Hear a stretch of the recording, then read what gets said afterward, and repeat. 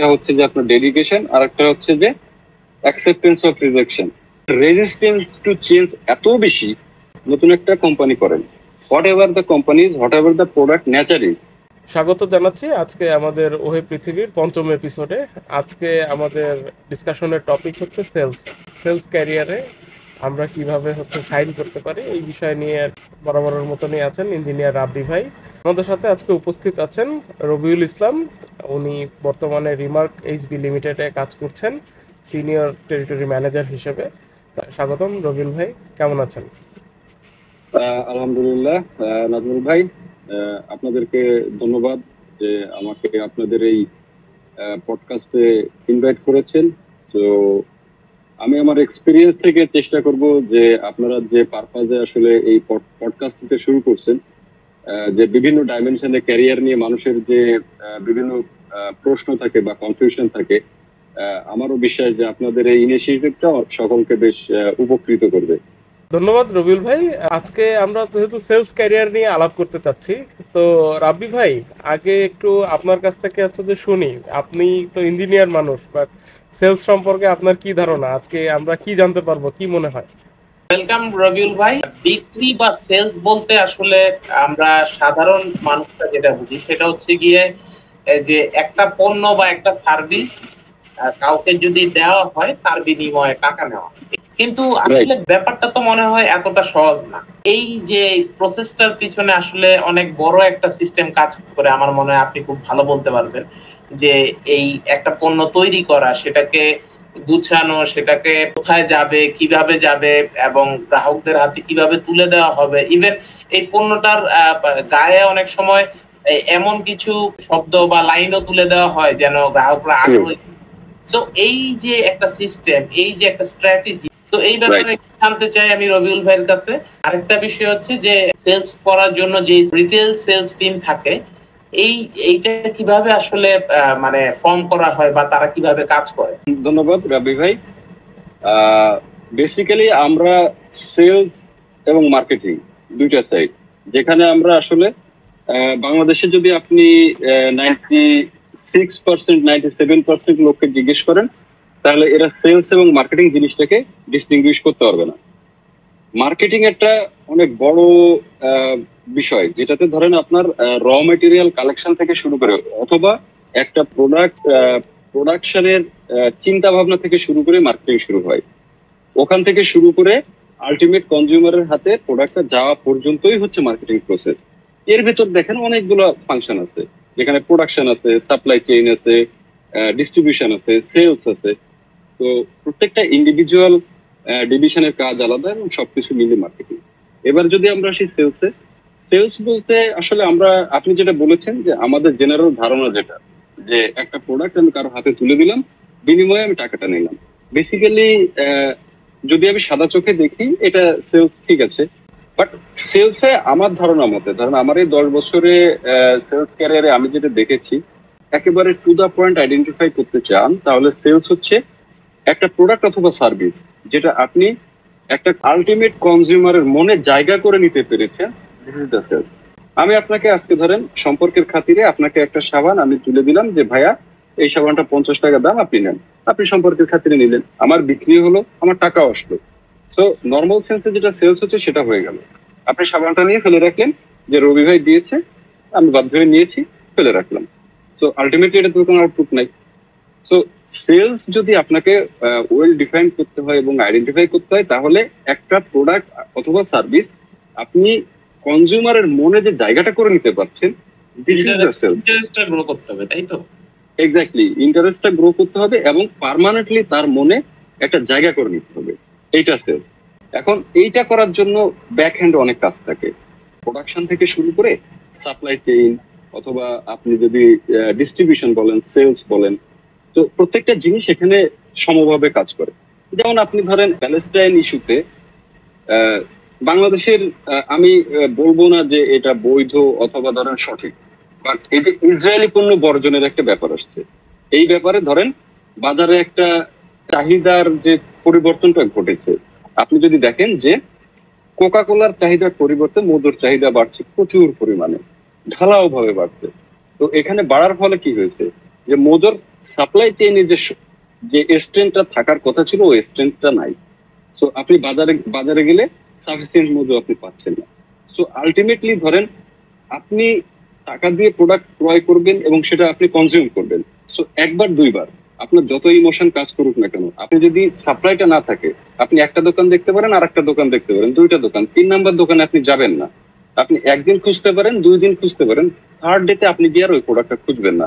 Cause আপনি বুঝে গেছেন যে এইটা আপনার ভালোবাসার জায়গা হলো, ওই ভালোবাসাটা আপনার প্রতি আসছে না। সো আলটিমেটলি সেলস এর জন্য প্রত্যেকটা জিনিস একটার সাথে আরেকটা খুব ওতপ্রোত ভাবে জড়িত।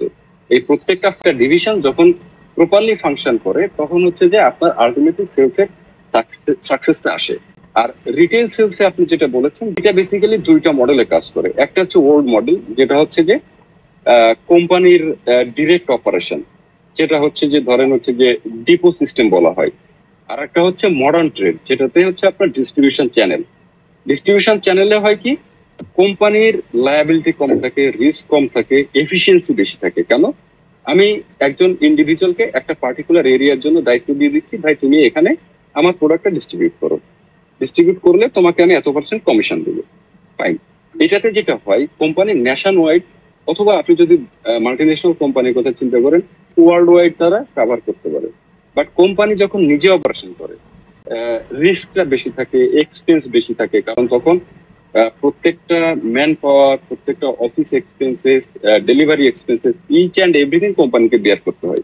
এটা যে একটা সনাতন প্রথা এবং এটা একটা ব্যর্থ প্রথা, এটা সবচেয়ে বড় এক্সাম্পল আমাদের সামনে কে? Dhaka tobacco, that means Akij tobacco.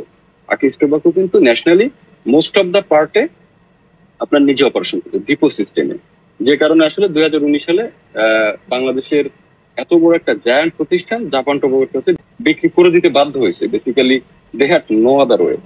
কেন ছিল না? কারণ তাদের যে প্রফিট মার্জিন, মার্কেট শেয়ার, এইটার সাথে তারা যে এক্সপেন্স বেয়ার করছিল এটাকে কোনোভাবে ম্যাচ করা যাচ্ছিল না। সো রিটেল কাভারেজের ক্ষেত্রে distribution is the modern process, যেটা এখন সবাই মেনটেন করে। এইখানে দুই ভাবে কাজ হয়। একটা হচ্ছে আপনার শেয়ার ডিস্ট্রিবিউশন। ছোট ছোট কোম্পানি, একজন ডিস্ট্রিবিউশন দেখা যায় উনি 5টা 7টা 10টা কোম্পানি নিয়ে বিজনেস করে। এই 5টা 7টা 10টা কোম্পানির প্রোডাক্ট একসাথে মার্কেটে ডেলিভার করে। আবার যদি হচ্ছে যে আপনার একটা কোম্পানি নিয়ে যেসব ডিস্ট্রিবিউশন ব্যবসা করে, আপনি যদি ইউনিলিভারের কথা বলেন, বিকাশের কথা বলেন, আপনি যদি বলেন নেসলের কথা, তো এরা হচ্ছে যে শেয়ার ডিস্ট্রিবিউশন মডেলে বিজনেস করে না। একজন ডিস্ট্রিবিউটর যে শেয়ার ডিস্ট্রিবিউশন করছেন এবং যে হচ্ছে যে আপনার ইন্ডিভিজুয়াল একটা কোম্পানি ডিস্ট্রিবিউশন করছেন, এখানে পার্থক্যটা হচ্ছে মার্কেট ডিমান্ড, কোম্পানি প্রফিটেবিলিটি। বাংলাদেশে এরকম স্ব ডিস্ট্রিবিউশন কোম্পানি আছে যারা শেয়ার ডিস্ট্রিবিউশন করে। কারণ মান্থলি টার্নওভার হয় যদি ধরেন হচ্ছে 3 লাখ, 4 লাখ, 5 লাখ টাকা, 5% কমিশন দেয় একজন ডিস্ট্রিবিউটর, 15,000, 20,000 টাকা কমিশন পাচ্ছেন। উনি তো আসলে ওনাকে ইন্ডিভিজুয়াল ডেলিভারি সিস্টেম দিতে পারবেন না। সো বেসিক্যালি ওনাকেও সাস্টেইন করার জন্য শেয়ার ডিস্ট্রিবিউশন চ্যানেলে যেতে হচ্ছে। বেসিক্যালি ব্যাক হ্যান্ডের জিনিসটা হচ্ছে এটা, বাদ বাকি জিনিসটা অলমোস্ট সবার জন্যই সেম। ধরেন কোম্পানির 2টা পজিশন থাকে, একটা হচ্ছে সেলস অফিসার, কেউ সেলস অফিসার বলে, কেউ এসআর বলে, সেলস রিপ্রেজেন্টেটিভ, কেউ ডিএসও বলে, ডিস্ট্রিবিউশন সেলস অফিসার। সবগুলো পজিশনই এক, যে হচ্ছে আসলে দোকানে গিয়ে অর্ডার কালেক্ট করে। আরেকজন হচ্ছে ডেলিভারি ম্যান, যেটাকে ডেলিভারি ম্যানও বলে অথবা জেএসও বলে, জুনিয়র সেলস অফিসার। দুইটা পজিশনই সেম। এরা যে অর্ডারটা আগের দিন সেলস অফিসার করে আসছে, এটা সে ডেলিভারি দেয়। এটা হচ্ছে আপনার এফএমসিজি প্রোডাক্টের ক্ষেত্রে। যদি আপনি টেলকো বা এমএফএসে যান, তাহলে যিনি সেলস অফিসার উনিই ডেলিভারি ম্যান, কারণ ওনার তো প্রোডাক্ট হচ্ছে ইনভিজিবল প্রোডাক্ট, ওনার তো ফিজিক্যাল কোনো প্রোডাক্ট নাই। বেসিক্যালি সবগুলো কোম্পানি এইভাবেই হচ্ছে রিটেল কাভারটা করে। সেক্ষেত্রে শুধু ডিফার করে যে আপনার ডিস্ট্রিবিউশন চ্যানেলটা কেমন, এটা কি আপনার শেয়ার ডিস্ট্রিবিউশন অথবা ইন্ডিভিজুয়াল ডিস্ট্রিবিউশন। শেয়ার ডিস্ট্রিবিউশনের ক্ষেত্রে কোম্পানির আসলে ওই কন্ট্রোলটা থাকে না। কন্ট্রোলটা কেন থাকে না? একজন ডিস্ট্রিবিউশন যখন ধরেন 5টা কোম্পানি, 10টা কোম্পানি প্রোডাক্ট ডিস্ট্রিবিউট করবেন, আপনারটাও করবে, আমারটাও করবে, নাজুল ভাইটাও করবে। এখন আপনি ওনাকে যতটুকু অধিকার নিতে চাইবেন, আমিও ততটুকু চাইবো, নাজুল ভাই ততটুকু চাইবো। এখন ওনার জায়গা থেকে কি হবে? ওনার জায়গা থেকে বেসিক্যালি তখন হচ্ছে হায়ারার্কি তৈরি হবে। হায়ারার্কি কিভাবে তৈরি হবে? আপনি ওনাকে কতটুকু বিজনেস দিচ্ছেন, আমি কতটুকু দিচ্ছি, অথবা নাজুল ভাই কতটুকু দিচ্ছে। সেই হিসেবেই হচ্ছে আসলে ধরেন আপনার আমার নাজমুল ভাই ভ্যালুয়েশনটা হবে। বেসিক্যালি ডিস্ট্রিবিউশন চ্যানেলটা বা রিটেল কাভারেজটা মোটামুটি আপনি যদি অ্যাক্রস দ্য ইন্ডাস্ট্রিজ বলেন, এফএমসিজি বলেন, টেলকো বলেন, এমএফএস বলেন, বেসিক্যালি আমি মোটামুটি ডিসকাস করলাম, এভাবেই আসলে কাভারটা হয় আর কি। জি, ধন্যবাদ রবিউল ভাই। খুব আমরা ডিস্ট্রিবিউশন নেটওয়ার্ক সম্পর্কে একটা ভালো লার্নিং আমাদের হলো। তো রবিউল ভাই, অ্যাকচুয়ালি আপনি হচ্ছে যে একটা প্রশ্নের উত্তর আমার অবশ্য দিয়ে দিয়েছেন, যেটা আমি প্ল্যান করেছিলাম, যে আসলে ছোট প্রতিষ্ঠান এবং বড় প্রতিষ্ঠানের ডিস্ট্রিবিউশন কিরকম পার্থক্য হয়। তো সেটা আপনি অলরেডি বলে ফেলেছেন যে শেয়ার্ড, এবং হচ্ছে যে কোনো কোনো জায়গায় সরাসরি একজন ডিস্ট্রিবিউটর পুরো কোম্পানির সবগুলো প্রোডাক্ট লাইন নিয়ে কাজ করে। সো এগুলো আসলে আমরা খুবই দারুণ লাগলো আমাদের। নাজমুল ভাই, এখানে যদি আমি ধরেন হচ্ছে যে আপনাকে আরেকটু ভেঙে বলি, যে ধরেন হচ্ছে যে বড় কোম্পানির হয় কি রিসোর্স এবং ক্যাপিটাল, এই দুটো জিনিসের কিন্তু অভাব নাই। ধরেন জায়ান্ট কোম্পানিজ যদি আপনি বলেন, ধরেন ইউনিলিভার, আপনি দেখেন ইউনিলিভার একই কোম্পানি, কিন্তু ওরা 3টা ডিস্ট্রিবিউশন চ্যানেল মেনটেন করতেছে। ওদের হোম অ্যান্ড হাইজিনের জন্য একটা করছে, আপনার ওয়াটার পিউরিফায়ার যেটা আছে ওয়াটার পিউরিফায়ারের জন্য আরেকটা করছে, এবং ওরা রিসেন্টলি আরেকটা করছে যে ওদের যে চায়ের যে বিজনেস আছে একাটেরা নামে আরেকটা কনসার্ন চালু করছে। আপনি রবিকে দেখেন, রবি আগে ওদের সবগুলা কনসার্নই একসাথে করতো। এখন রবি ওদের বিজনেসটা 2 ভাগে ভাগ করে ফেলছে। একটা হচ্ছে অ্যাক্সেন্টেক নামে করছে, যেটাতে ওরা কর্পোরেট বিজনেসটা দেখে, আর একটাতে রবি নামে রিটেল বিজনেসটা দেখে। এখন আপনি যদি একটা ছোট কোম্পানির কথা চিন্তা করেন, ছোট কোম্পানি বেসিক্যালি ধরেন লোকাল কোম্পানি অথবা যেগুলো স্পেসিফিক জিওগ্রাফিক লোকেশনে কাজ করে, ওদের আসলে এই স্ট্রেংথটা নাই। এরপর যদি আপনি মেকানিজমে দেখেন, অথবা যদি হচ্ছে যে আপনি প্রমোশনে দেখেন, একটা কোম্পানি বেসিক্যালি ট্রেড প্রমোশন কিভাবে করে, ন্যাশনাল এক ধরনের প্রমোশন করবে, তাই তো হওয়ার কথা নাকি? এবার আপনি যদি জায়ান্ট কোম্পানি থেকে দেখেন, ইউনিলিভারের রিজিয়ন ওয়াইজ আলাদা ট্রেড প্রমোশন করে, আপনি জানেন কিনা যে খুলনা রিজিয়ন ওরা এই মাসে এক ধরনের ট্রেড প্রমোশন দেবে রিটেলারের জন্য, বরিশাল রিজিয়ন ওই ট্রেড প্রমোশন দিবে না, ওরা আলাদা দিবে, দুইটাই আলাদা দিবে। ব্যাপারটাই মজার না? এটা কি মার্কেটিং পলিসি, নাকি আপনার ওই জায়গায় তাদের সেলসটা বেশি কমের কারণে মানে এই স্ট্র্যাটেজিটা করা হয়? দেখেন, এখানে অনেকগুলা ফ্যাক্টর জড়িত। মানুষের চাহিদা একটা ব্যাপার, প্রোডাক্ট কনজাম্পশন নেচার একটা ব্যাপার। এখানে আসার আগে আমি আপনাকে আরেকটা ধারণা দিই, যে আপনি যদি কালকে নতুন একটা কোম্পানি করেন, what ever the companies, what ever the product nature is, আপনি খুলনা এবং এই দক্ষিণ বেল্টে আপনি কিছু না কিছু বিক্রি পাবেন, ফর শিওর আপনি পাবেন। যে কারণে বাংলালিংক এই বেল্টে মার্কেট লিডার, জানেন কিনা? আচ্ছা, এই বেল্টে কিন্তু গ্রামীণ ফোন মার্কেট লিডার না। আচ্ছা, এই বেল্টে বাংলালিংক মার্কেট লিডার। এই বেল্ট চিটাগং এরিয়াতে রবি, কারণ ওইখানে ওই ডিসকাশনটা হচ্ছে কি, রবি প্রথমে চিটাগং বেল্টটাকে বেস করে ওদের অপারেশন শুরু করছিল। রবি তো না, তখন ছিল একটেল, ঠিক আছে? ওই বেল্টের ঝামেলা যেটা, চিটাগং বলেন সিলেট বলেন, এই বেল্টের ঝামেলা হচ্ছে আপনি ওইখানে বিএটি সিগারেট কনজিউম করেন, দ্যাট মিনস আপনি বিএটি করেন, আপনাকে যত অপশনই দেওয়া না কেন আপনি সুইচ করবেন না। ওদের রেজিস্ট্যান্স টু চেঞ্জ এত বেশি যে ওইখানে ইউনিলিভার ইউজ করে, দ্যাট মিনস ইউনিলিভার, ওখানে কম্পিটিটরের কোনো জায়গা নাই চিটাগং এবং সিলেট বেল্টে। এখানে মার্কেট লিডারদের জন্য এটা স্বর্গ, এবং মার্কেট ফলোয়ার বা স্টার্ট আপ যারা আছে এদের জন্য ধরেন একদম বিরান ভূমি। সেই তুলনায় ধরেন দক্ষিণ বেল্ট, খুলনা এবং তৎসংলগ্ন এলাকায় আপনি এখানে what ever it is product যেটাই আপনি ছাড়েন না কেন, মানুষ একবার হলেও টেস্ট করবে, ফর শিওর করবে। এই যে নেচারটা, এই নেচারের উপর বেস করে ধরেন ট্রেড প্রমোশন ডিফার করে একটা। 2 নাম্বার হচ্ছে উত্তরবঙ্গে যে ধরনের প্রোডাক্টের চাহিদা বেশি, দক্ষিণবঙ্গে ওই প্রোডাক্টের চাহিদা বেশি না। আবার দক্ষিণবঙ্গের যে প্রোডাক্টের চাহিদা বেশি, উত্তরবঙ্গে ওই প্রোডাক্টের চাহিদা বেশি না। এই জন্য হচ্ছে যে প্রোডাক্টের ক্যাম্পেইন বলেন, ট্রেড প্রমোশন বলেন, এইটা স্থান ভেদে ডিফারেন্ট হয়। মজার জিনিসে আমরা এখনো আসি নাই। খুলনা রিজিয়নে ধরেন 3টা এরিয়ার জন্য ট্রেড প্রমোশন 3 ধরনের করে ইউনিলিভার করে। 3টা এরিয়া বাদ দেওয়ার পরে আমি যদি একটা ডিস্ট্রিবিউশন হাউস ধরি, সিঙ্গেল ডিস্ট্রিবিউশন হাউস, ওই সিঙ্গেল ডিস্ট্রিবিউশনের হাউসের জন্য আলাদা ট্রেড প্রমোশন ওরা করে।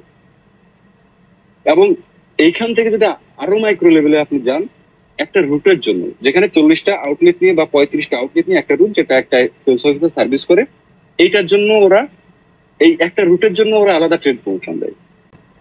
এখানেই শেষ না, ইন্ডিভিজুয়াল একটা আউটলেটের জন্য ওরা আলাদা ট্রেড প্রমোশন দেয়। এখন বিষয়টা হচ্ছে এই সক্ষমতা আসলে কয়জনের আছে। এখানে কিন্তু শুধু ফাইন্যান্সিয়াল সক্ষমতাই শেষ কথা নয়, আপনাকে ওই টেকনোলজিক্যাল সাপোর্ট থাকতে হবে, আপনার মার্কেটিং টিমের ওই স্ট্রেংথটা থাকতে হবে যে আপনি স্পেসিফিক জায়গার জন্য ভেরি মাইক্রো লেভেলে আপনি প্রমোশন ডিজাইন করছেন। এটা কিন্তু সবার জন্য সম্ভব না, যে কারণে আপনি দেখবেন যে বড় কোম্পানিগুলো প্রতিদিন বড় হচ্ছে, ছোট কোম্পানিগুলো আস্তে আস্তে হারায় যাচ্ছে। মানে সোশ্যাল বিহেভিয়ার কিংবা জিওগ্রাফিক্যাল কনটেক্সট, তারপরে আপনার নেটওয়ার্কিং সবকিছুই লাগবে সেলসের জন্য। এই তথ্যটা কিন্তু আসলে আমাদের জন্য ইন্টারেস্টিং, কারণ আমাদের যারা অডিয়েন্স আছে, যারা বিজনেস করতে চায় বা যারা হয়তো সেলস ক্যারিয়ারে আসতে চায় বা হয়তো মার্কেটিং এর বিভিন্ন জায়গাতে ডেটা অ্যানালিটিক্স ফিল্ড থাকতে পারে বা অন্য অন্য জায়গায়, তাদের জন্য কিন্তু এই আলোচনাটা খুবই ইন্টারেস্টিং। সেলস জব বেসিক্যালি একটা ডেডিকেশনের জায়গা। ফার্স্ট অফ অল আপনার এখানে ডেডিকেশন থাকতেই হবে। আপনার ধরেন ক্যাপাবিলিটি কম আছে, ফর শিওর আপনার এই ক্যাপাবিলিটি 100% না হলেও একটা সার্টেন লেভেল পর্যন্ত এটাকে ডেভেলপ করা সম্ভব। সেলস ক্যারিয়ারে আমি আমার 10 বছরে যেটা বুঝছি যে আপনাকে প্যাশন থাকতে হবে, আরেকটা জিনিস থাকতে হবে যে জিনিসটা আপনাকে কেউ বলবে না, অ্যাকসেপ্টেন্স অফ রিজেকশন। এই জিনিসটা আপনার ভেতর থাকতেই হবে। সেলস এমন একটা মেকানিজম, এখানে ছোট্ট একটা জিনিস ক্লিক করলে আপনার ধরেন ড্রাস্টিক্যাল চেঞ্জ হয়। আবার ধরেন আপনি সব প্রসেস চেঞ্জ করে ফেলছেন, আপনি রেজাল্ট পাচ্ছেন না, আউটপুট পাচ্ছেন না। যে ধরেন আপনার একটা স্পেসিফিক এরিয়া কভার হয়ে যায় যদি আপনি একটা আউটলেট কভার করতে পারেন বা ওকে আপনি আপনার চ্যানেলে নিয়ে আসতে পারেন। তো এইখানে ধরেন আমি যদি একটা স্পেসিফিক আউটলেট দেখা যায় যে লাস্ট 6 মাসে আমার সেলস অফিসার বলেন, আমার ডিএফবিএম বলেন, আমার ডেলিভারি ম্যান বলেন, আমার ম্যানেজার বলেন, এরা অন্তত ধরেন সবাই মিলে 20 বার ওইখানে আপনার অ্যাপ্রোচ করছে এবং প্রত্যেকেই রিজেক্ট হয়েছে, 2-1 বার করে সবাই রিজেক্ট হয়েছে, আমি 2-3 বার রিজেক্ট হয়েছি। অবশেষে গিয়ে যখন আমি সফলতার মুখ দেখছি, ওটাকে আমার নেটওয়ার্কে আনতে পারছি, তখন ধরেন ওই বাজারটা ধরে আমার নেটওয়ার্কে চলে আসছে, পুরো এরিয়াটা ধরেন এখন আমার কভার হচ্ছে। তো এই যে জিনিসটা ধরেন আমার সেলস অফিসার একবার রিজেক্ট হয়েছে, ও যদি বলতো যে না আমাকে না করে দিছে আমি আর যাবো না, বলতেই পারতো, হিসাব তো সহজ নাকি? ধরেন আমি আপনার কাছে একটা জিনিস নিয়ে বারবার যাচ্ছি, আপনি বলতেছেন তোর নিয়ে আর হবে না, লাগবে না, মানে আমি আসলে বাস্তবতা কি বলে যে আমি 1 বার থেকে 2 বার আপনার কাছে যাব, আপনি আমাকে রিজেক্ট করবেন, আমি হাল ছেড়ে দিব, তাই তো? কিন্তু আমি যদি ধরেন ওখানে হাল ছেড়ে দেই, তাহলে ধরেন আমার এই যে ড্রামাটিক চেঞ্জটা আসছে, এই চেঞ্জটা আমি কোথা থেকে আনতাম? না ঠিক, আমার কাছে মনে হয় যে আমাদের সবারই এখান থেকে লার্নিং নেওয়ার আছে, শুধু সেলসই না, জীবনের আসলে প্রত্যেকটা পর্যায়ে আমাদের এই না হেরে যাওয়ার বা হার না মানার একটা কিন্তু আত্মবিশ্বাস থাকতে হবে যে না আমি একটা না একটা সময় পারবো, বা রিজেকশন নেওয়ার এই ক্যাপাসিটিটা আমাদের থাকতে হবে। রবিউল ভাইয়ের কথা থেকে আমরা যেটা বুঝলাম যে সেলস এর সেক্টরে যারা কাজ করতে চায় বা আগ্রহী বা আসতে চায়, তাদের ডেডিকেশন লেভেল অনেক বেশি থাকতে হবে। বারবার সে রিজেক্ট হবে কিন্তু তার ডেডিকেশন যেন নেমে না যায়। একজন ফ্রেশ গ্রাজুয়েট সেলসে তো আসলে ধরেন টেকনিক্যাল কোনো জিনিস নাই, দেখে কি যে একটা ছেলে কনফিডেন্স নিয়ে কথা বলছে, তার প্যাশনটা আছে এবং সে ডেডিকেশন লেভেলটা দেখাইতে পারছে। এটা দেখাইতে পারলে ধরেন মোস্ট অফ দ্য জায়গাতে কিন্তু সিলেকশনটা হয়ে যায়। ঝামেলাটা বোধ হয় সিলেকশনের পরে। একটা ইউনিভার্সিটি ফ্রেশ গ্রাজুয়েট, ওর ধারণায় থাকে সকাল 10টায় অফিসে যাব, অফিস টফিস করবো, জোহরে প্রেয়ার ব্রেকটা নিবো, লাঞ্চ করবো, বিকালে কাজ করবো, সন্ধ্যার আগে বের হবো, বাসায় চলে আসে। বেসিক্যালি সেলস কিন্তু এটা না। প্যাশনটা কেন বলছি, আপনি 2-3 দিন দেখতেছেন আপনার কোনো কাজ নাই, আপনি ধরেন হচ্ছে যে আপনি অলস সময় কাটাচ্ছেন, আপনার বিরক্তি লাগতেছে যে আমি আসলে কি করবো। অথবা ধরেন আজকের দিনে আপনি দুপুর মতো কোনো কাজ নাই, আপনি জিম ধরে বসে আছেন, দুপুরে পরে আপনার এমন কিছু কাজে আটকে গেছেন, ধরেন আপনার রাত পার হয়ে যাচ্ছে, আপনি আর এটার কিন্তু কিনারা করতে পারছেন। তো এই জায়গাটা নেয়ার যে মেন্টাল ক্যাপাবিলিটি বা মেন্টাল স্ট্রেংথ, এই জায়গাটা থাকাটাই ইম্পর্টেন্ট। আপনি যদি কাজ করতে চান, আপনার ডেডিকেশন থাকে, ইটস এ ফ্যান্টাস্টিক প্লেস। প্রতিদিন আপনি হাজার চ্যালেঞ্জ পাবেন, আপনি প্রতিদিন আপনার মাথা ইউজ করার হাজার স্কোপ পাবেন, এবং দিন শেষে ধরেন আপনি প্রত্যেকটা আপনি চ্যালেঞ্জ ওভারকাম করছেন বা আপনি যে সাকসেস গুলো আনছেন, এইটা আপনাকে যে ফিল্ডটা দিবে রিয়েলি জাস্ট প্রাইসলেস। ধন্যবাদ রবিউল ভাই, আপনার সাথে খুবই সুন্দর একটা আলাপ হলো। আমরা সেলস ক্যারিয়ার সম্পর্কে অনেক কিছু জানতে পারলাম। আমার ধারণা যারা ইয়াং সেলস প্রফেশনালের দিকে আসতে চান, প্রফেশন নিতে চান, তাদের জন্য অনেক লার্নিং আছে। যারা ব্যবসায়ী বা ছোট উদ্যোগ হোক, বড় উদ্যোগ হোক, যে কোনো ধরনের উদ্যোগই নিতে চান, তারাও হয়তো কিছুটা ইনসাইট পাবেন। তো আমার কাছে অডিয়েন্সদের প্রতিও হচ্ছে অনুরোধ থাকবে যে আপনারা হচ্ছে এই আলোচনাটা কেমন লাগলো আপনারা কমেন্ট বক্সে জানাবেন, আমাদের সাথে সাবস্ক্রাইব করে পাশে থাকবেন। আবারও ধন্যবাদ রবিউল ভাইকে, আমার সাথে ইঞ্জিনিয়ার রাভি ভাই ছিলেন। থ্যাংক ইউ রবিউল ভাই আমাদের সাথে জয়েন করার জন্য। অনেক সুন্দর আলোচনা আমরা করলাম এবং অনেক কিছু আসলে জানতে পারলাম। আশা করি আমাদের ভিউয়ার্সদের মধ্যে যারা সেলস সেক্টরে আসতে চাচ্ছেন সবাই খুব উপকৃত হবে। সেলস সেক্টরে আসলে যারা আসতে চায় ভিউয়ারদের জন্য আমার মতামত হচ্ছে আসলে দুইটা জিনিস যেন সবাই নিয়ে আসে। একটা হচ্ছে যে আপনার ডেডিকেশন, আর একটা হচ্ছে যে অ্যাকসেপ্টেন্স অফ রিজেকশন। এই দুইটা মেন্টালিটি থাকলে আসলে সেলস প্রফেশনে তাকে পিছনে ফেলাটা আসলে সম্ভব না, সুযোগ নাই, আসলেই সুযোগ নাই। তো রাব্বি ভাই, নাজমুল ভাই, আপনাদের সাথে কথা বলে আমারও ভালো লাগলো। আমার এই কথা যদি আমাদের অডিয়েন্সদের আসলে কারো কাজে লাগে, আপকামিং ডেজে যারা সেলসে আসতেছেন তাদের যদি কোনো কাজে লাগে, ডেফিনেটলি আমাদের এই প্রয়াস সফল হবে। সবার জন্য শুভকামনা, ধন্যবাদ। জি, তো আজকের মতো এখানেই আমরা সাইন অফ। আপনারা কাইন্ডলি কমেন্ট বক্সে আরো আমাদেরকে জানাবেন কোন কোন ধরনের প্রফেশনালদের সাথে আমরা আলাপ করলে আপনারা শিখতে পারবেন। তো আমি আজকে বিদায় নিচ্ছি। আমি মোহাম্মদ নাজমুল হক। আমি সাজ্জাদুর রাব্বি। ধন্যবাদ সবাইকে। শুভরাত্রি। শুভরাত্রি।